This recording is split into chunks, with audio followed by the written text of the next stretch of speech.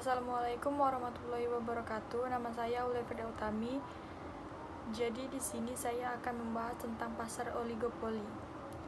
Apa sih oligopoli itu? Jadi pasar oligopoli adalah jenis pasar di mana jumlah produsen dan penjualnya lebih sedikit, sedangkan pembelinya lebih banyak atau peminatnya lebih banyak. Oleh sebab itu, banyak orang menyebutnya dengan pasar persaingan tidak sempurna. Jumlah produsen dan konsumen yang sangat tinggi bedanya, bahkan bisa dibilang memiliki gap tinggi saat berpengaruh kepada harga pasar. Tak jarang juga penjual sering banting harga. Ciri-ciri pasar oligopoli.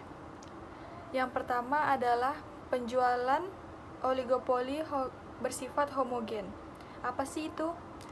Jadi, ini adalah produk yang dijual oleh produsen yang hanya terdiri dari satu jenis. Yang kedua, ada dua produsen atau lebih. Biasanya ini adalah pasar yang di dalamnya terdapat dua produsen atau lebih. Yang ketiga, memerlukan strategi yang matang. Yang keempat adalah harga saing yang relatif sama. Yang kelima adalah sulit ditembus produsen baru. Dan yang keenam, kebijakan dari produsen utama berpengaruh pada produsen lain. Sekarang kita akan membahas jenis-jenis pasar oligopoli. Yang pertama adalah pasar oligopoli terdiferensiasi.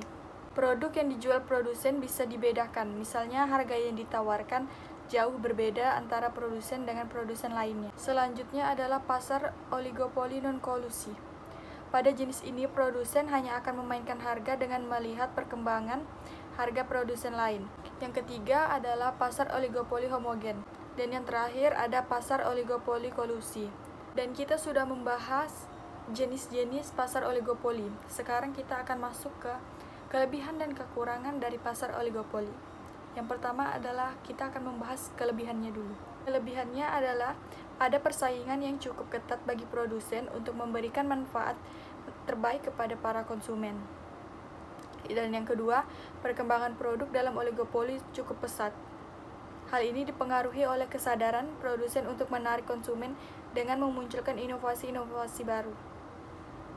Dan yang ketiga adalah meski cenderung menjual produk homogen, namun di dalamnya Anda bisa menemukan berbagai merek yang berbeda. Dan kita akan membahas kelemahan dari pasar oligopoli.